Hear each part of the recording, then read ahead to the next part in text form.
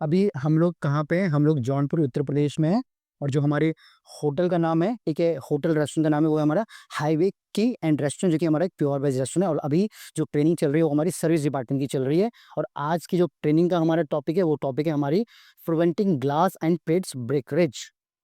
ठीक है, किस प्रकार से हम लोग अवॉइड करेंगे हमारी ग्लास की ब्रेकरेज और हमारी पेट्स की ब्रेकरेज। जो ग्लास और जो हमारी जो ये प्लेट्स होती है, वो हमारी क्या कहलाती है? हमारी क्रॉकरी कहलाती है। ठीक है, जितने भी रेस्टोरेंट के अंदर सामान हमारा यूज़ होता है वो हमारा क्रॉकरी कहलाता है।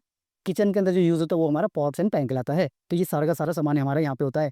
अब अगर हम देखा जाए तो बहुत सारा है, मैं बोल सकूँगी कई लाख रुपए, 2 लाख, 5 लाख, 10 लाख रुपए तक भी हमारे लग जाते हैं इन कटलरी क्रॉकरीज को लाने में, अरेंज करने में।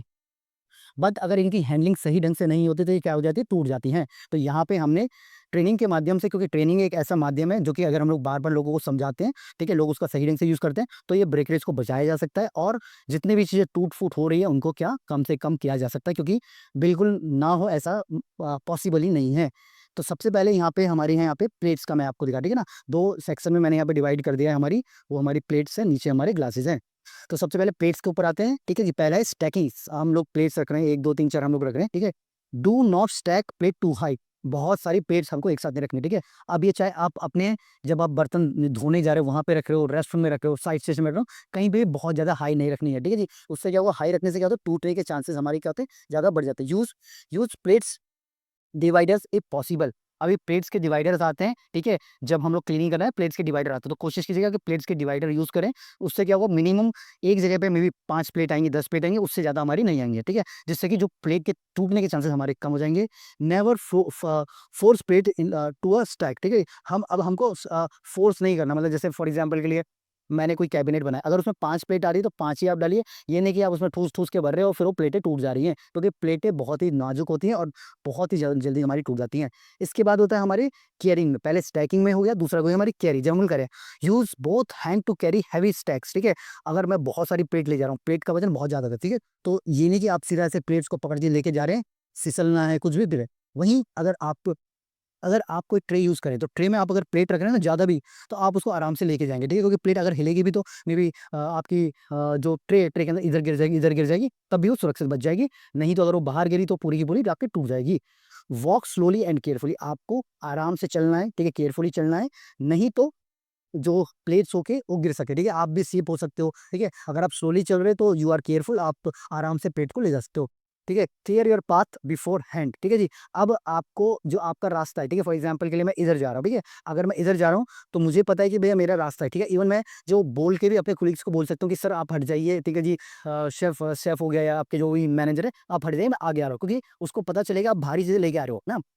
ठीक है जी, plates are essential for serving foods, but they also fragile. Improper handling can lead to costly breakage and potential injury. तो अभी तक तो मैं सिर्फ यहाँ पे बात कर रहा प्लेट टूटने की, ठीक है, जिसमें कि हमारी कॉस्ट इन्वॉल्व थी, बट यहाँ पे इंजरी भी हो सकती है, आपको खुद भी चोट लग सकती है। फॉर एग्जाम्पल के लिए अगर आप बहुत सारी प्लेट लेके जा रहे हो और फिसल के गिरते हो, तो प्लेट्स आपके ऊपर लग सकती हैं, और प्लेट्स बहुत ही ज्यादा शार्प होती हैं, आपकी स्किन में कट पड़ सकता है, ठीक है, आपके चोट लग सकती है, और मतलब आगे जो चीजें होती है बढ़ सकती है। तो बट आपको प्रिकॉशन आपको रखना है। ठीक है जी, इसके बाद है here how to prevent plate plate damage. ठीक है, अब हम लोग कैसे प्लेट डैमेज को प्रिवेंट करेंगे?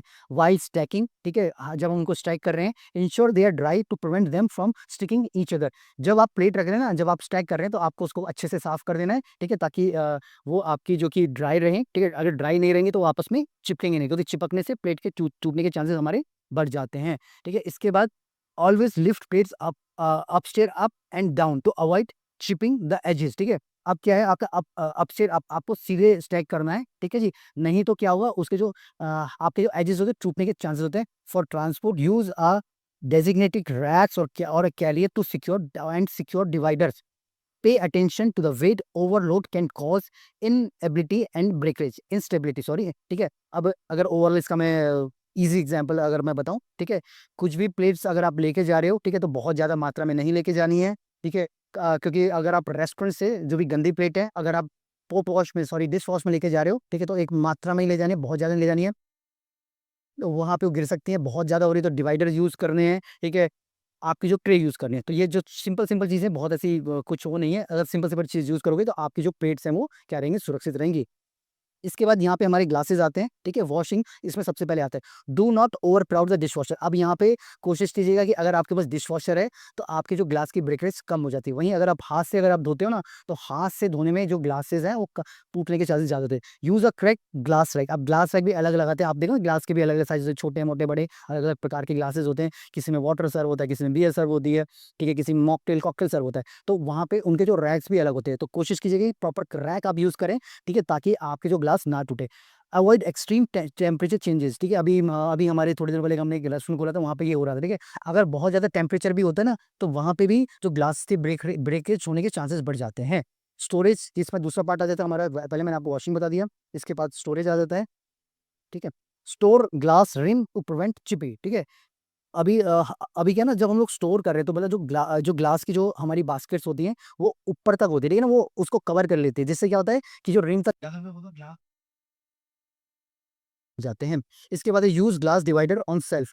अगर मैं सेल्फ में भी अपने कुछ ग्लासेस रख रहा हूं, तो वहां पे मुझे डिवाइडर हमको रखना है, ताकि ग्लास की जो टूटने के चांसेस कम हो जाए। Handle glass gently. ग्लास कांच होता है एक तरीके से, बहुत ही ज्यादा आप बोलेंगे ना फ्रेजाइल होता है, टूटने के चांसेस होते हैं, तो वहां पे हमको उनको बहुत ही जेंटली हम लोग को यूज करना है।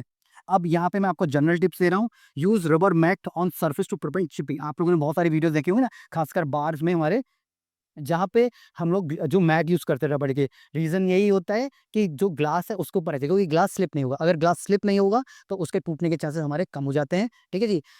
इसके बाद है how to minimize glass breakage, ठीक है जी।